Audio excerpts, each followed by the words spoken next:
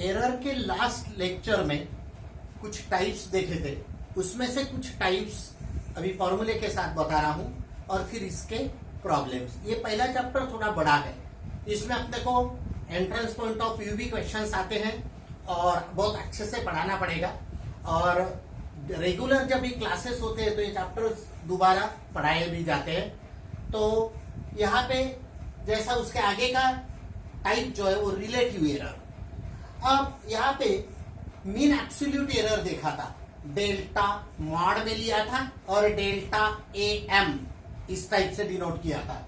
अब relative error क्या है, इसके पहले के लेक्चर में देखा नहीं होगा तो एक बार एरर का पूरा रिवीजन कर लो और बाद में ये समझने में इजी जाएगा। तो अभी देखो relative error, the ratio of, पहली बात तो ये रेशियो होता है, काय का रेशियो होता है तो ये देखो this upon this is mean value M denote किया था, या मोस्ट प्रोबेबल वैल्यू भी बोला जाता है उसको। The ratio of mean absolute error, what is mod, mod बताया था मैंने, मैग्नीट्यूड, मॉड्यूलस वैल्यू यानी पॉजिटिव वैल्यू, पॉजिटिव वैल्यू ये दो लाइन के बीच में लिखते हैं तो इसको एब्सोल्यूट वैल्यू बोला जाता है, मैथमेटिक्स में उसको मॉड्यूलस वैल्यू बोला जाता है। और इसका मतलब ऐसा कि इसके अंदर लिखी हुई वैल्यू यदि निगेटिव भी आती है तो वो यदि हटा देते और बाहर लिखते तो उसको पॉजिटिव, जैसा मॉड ऑफ -2 बाहर आया तो +2 होगा। ये कैसा होता है, क्या होता है, तो मैथमेटिक्स में डिटेल देखेंगे इसकी थ्योरी। तो यहाँ पे the ratio of mean absolute error, देखो mean absolute error is denoted by mod of, इसको मॉड बोला जाता है, मॉड ऑफ डेल्टा एम। इसका रेशियो किसके साथ, of a physical quantity of mean value, और उसका ही मीन वैल्यू के साथ रेशियो, यानी एब्सोल्यूट एरर और उसी की मीन वैल्यू, इसका रेशियो यदि लेते हैं तो रिलेटिव एरर। हालांकि ये फॉर्मूले में इतना अच्छे से समझ में नहीं आता है, जब इसके आगे ही प्रॉब्लम देखेंगे तो आपको बहुत इजीली समझ जाएगा। उसके बाद परसेंटेज एरर, ये जो रिलेटिव एरर आया उसको यदि मैं 100 से मल्टीप्लाई करता हूं, मतलब रिलेटिव एरर मल्टीप्लाइड बाय 100, तो उसको बोला जाता है परसेंटेज एरर। तो देखो percentage error, the relative error multiplied by 100 is percentage error या इज कॉल्ड परसेंटेज एरर। तो देखो परसेंटेज एरर, ये रिलेटिव एरर आया मल्टीप्लाइड बाय 100%, परसेंट लिखने की पद्धत है, तो this relative error multiplied by 100%, ये परसेंटेज एरर हो गया। अब तीन फॉर्मूले बहुत इंपॉर्टेंट है, यानी तीन प्रकार के टर्म आ सकते हैं, a to the power n, a into B और a अपॉन बी। क्या बोल रहा हूं मैं, तीन प्रकार के टर्म। एरर जब सॉल्व करेंगे तो एरर में आपको तीन प्रकार के प्रॉब्लम्स एरर फाइंड करने की जरूरत पड़ती है। एक तो a to the power n, a into B और a अपॉन बी।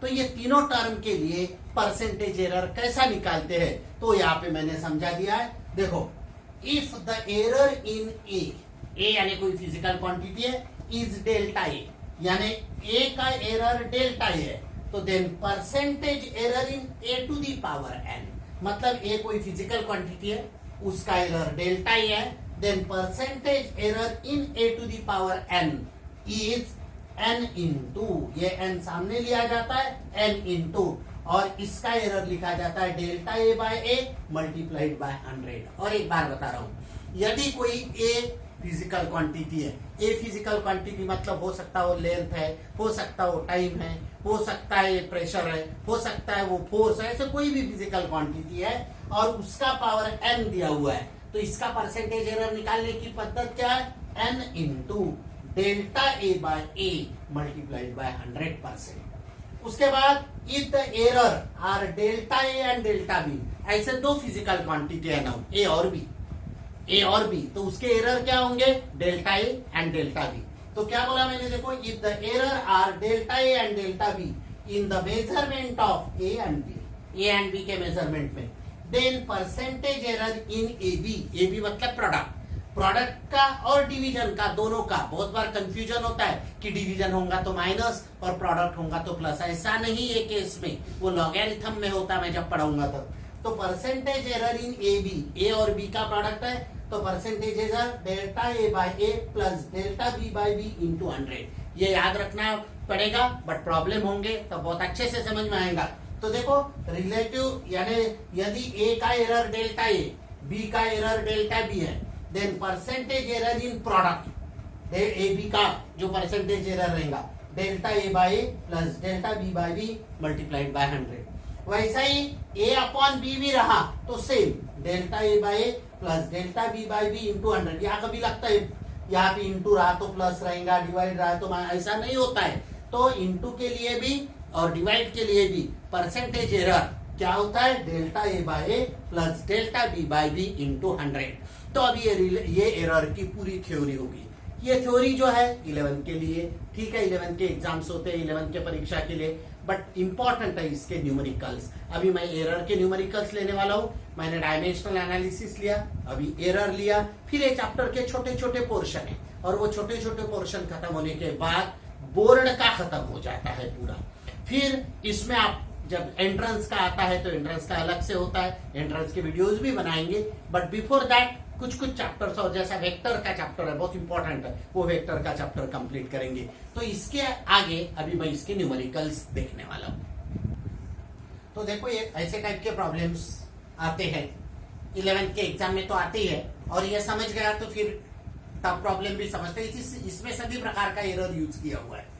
तो देखो एन ऑब्जेक्ट वॉज वेड, एक ऑब्जेक्ट है उसका वेट लिया गया, वेट यानी पास्ट टेंस में बोला है कि an object was weighed by a physical balance. आपको मालूम है अलग अलग प्रकार के बैलेंसेस होते हैं। तो फिजिकल बैलेंस में एक ऑब्जेक्ट है उसको उसका वेट लिया गया, मतलब अलग अलग वेट के रीडिंग्स लिए गए, and following readings were obtained, और नीचे दिए गए रीडिंग्स लिए गए। तो देखो पहला जो है वो है 5.04 ग्राम, दूसरा 5.06 ग्राम, 4.97 ग्राम्स, 5.00 ग्राम्स मतलब 5 ग्राम से हो दिया वैसा है, एंड 4.93 ग्राम्स। फाइंड पहली वैल्यू द मीन वैल्यू, दूसरी value the mean absolute error, तीसरी वैल्यू द परसेंटेज एरर। ये तीन आपको निकालना है ये रीडिंग से। अब how to solve this problem, solution. पहली बात तो नंबर ऑफ रीडिंग्स देखो आप कितने हैं, 1 2 3 4 5। तो इसको आप n डिनोट करेंगे here, n is equal to 5, n यानी नंबर ऑफ रीडिंग्स। और ये सभी जो है उसको a1 a2 ऐसा डिनोट करेंगे। पहला a1 is equal to 5.04 grams पहला रीडिंग, दूसरा a2 इज इक्वल टू 5.06 ग्राम, उसके बाद a3 तीसरा reading, a3 is equal to 4.97 grams, उसके बाद a4 is equal to 5.00 grams, और last a5 is equal to 4.93 grams. ये देखो 5 रीडिंग को मैंने a1 a2 a3 a4 a5 ऐसा डिनोट किया। अब पहला आंसर निकालना है, नंबर 1 क्या निकालना है, the mean value, the mean value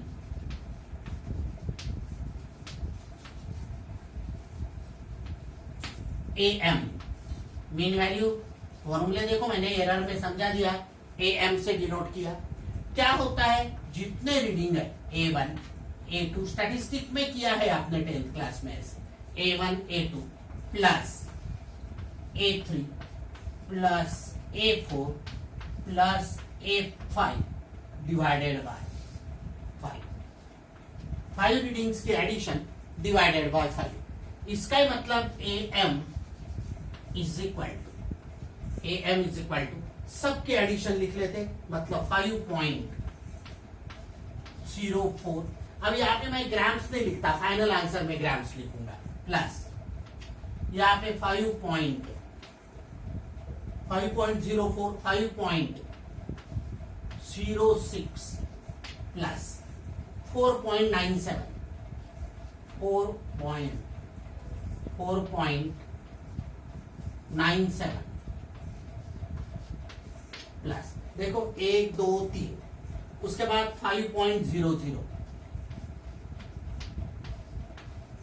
और लास्ट 4.93 प्लस 4.93। मैं करता हूं एक काम, एक लाइन में ही लिखता हूं, नीचे नहीं, यहां से नजदीक से शुरू करता हूं, यहां से AM इज इक्वल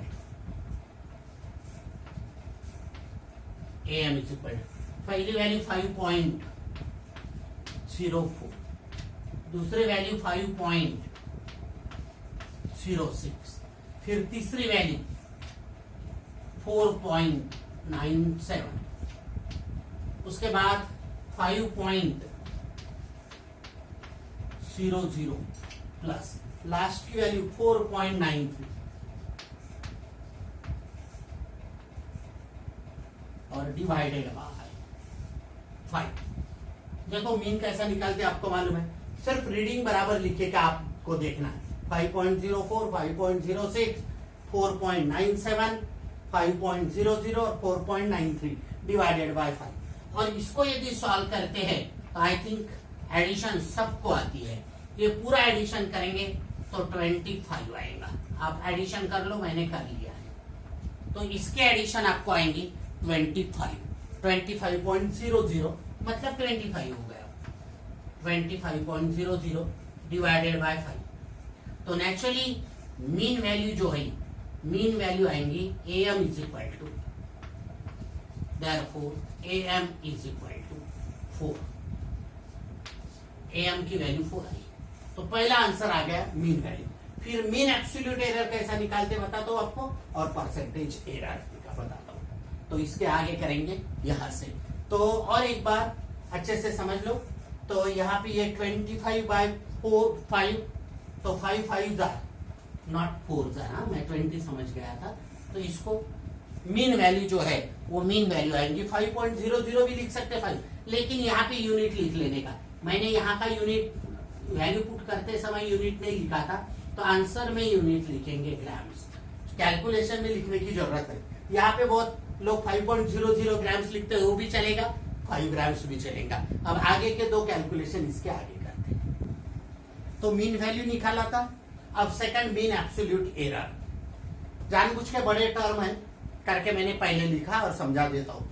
तो मीन एब्सोल्यूट एरर का फॉर्मूला मॉड्यूलस वैल्यू, मॉड मतलब पॉजिटिव वैल्यू रहती है, डेल्टा AM। बहुत अच्छे से समझ लो क्या होता है। पहले मॉड में वैल्यू मीन वैल्यू माइनस पहला रीडिंग, प्लस दूसरा वैल्यू मीन वैल्यू माइनस दूसरा रीडिंग, फिर प्लस तीसरे मॉड में मीन वैल्यू माइनस तीसरा रीडिंग, चौथे मॉड में मीन वैल्यू माइनस चौथा रीडिंग, और उसके बाद प्लस मीन वैल्यू माइनस पांचवा रीडिंग। जितना रीडिंग है उतने रीडिंग का मीन वैल्यू के साथ मॉड में माइनस किया, divided by number of readings जो है वो, डिवाइडेड बाय n। तो अभी देखो मीन वैल्यू सबके लिए 5 5 5 5 5 सबके लिए मीन वैल्यू सेम रहेंगे। अभी जो निकाला हुआ है mean value minus first reading, mean value minus second reading, mean value minus third reading, mean value minus fourth reading और mean value minus fifth reading. अब इसका यदि सब्ट्रैक्शन लेने जाओ तो ये वैल्यू छोटी है, ये वैल्यू बड़ी है, तो मॉड के अंदर माइनस 0.04 आएगा। यहाँ पे भी वैसा, ये वैल्यू छोटी, ये वैल्यू बड़ी है, तो नेचुरली माइनस 0.06। हाँ, यहाँ पे ये बड़ी वैल्यू है और ये छोटी है, तो यहाँ पे प्लस आएगा। ये तो सवाल ही नहीं उठता। 5 - 5 0.004 लिखा मैंने, जानबूझ के ऐसा लिखा क्योंकि ये 0.00 में। उसके बाद यहाँ पे भी ये वैल्यू बड़ी है, ये वैल्यू छोटी है, तो नेचुरली मॉड में प्लस आएगा। बट ये मॉड लिखने का मतलब ये होता है मॉड के बाहर वो प्लस, तो इसको मॉड हटा देते हैं तो minus become plus, minus become plus, plus तो प्लस ही रहेगा, प्लस प्लस ही रहेगा, प्लस प्लस ही रहेगा। मॉड मतलब एब्सोल्यूट वैल्यू। मॉड के अंदर निगेटिव आया तो उसको मॉड निकालते हैं तो पॉजिटिव। जैसा कोई भी एक आधा ऑब्जेक्ट की लेंथ मेजर किया और वो निगेटिव आती तो उसको मॉड में डालते हैं, लेंथ के अंदर भी निगेटिव, बाद में उसको प्लस में लिखा जाता है। तो ये ऐसा किया, डिवाइडेड बाय 5। अब ये टोटल इसके एडिशन करते हैं, आपको एडिशन तो करना आता है, तो ये आएगा 0.20/5। अब ये 0.20/5 ये हो गया mean absolute error. Mean absolute error आया 0.20 या 0.20/5 और इसको सॉल्व करते हैं तो इसका आंसर आता है 0.04 ग्राम। देखो मैंने बीच में ग्राम कहीं नहीं लिखा, ये फाइनल जो आंसर आता है इसको लिखा, मतलब ये निकल गई मीन एब्सोल्यूट वैल्यू।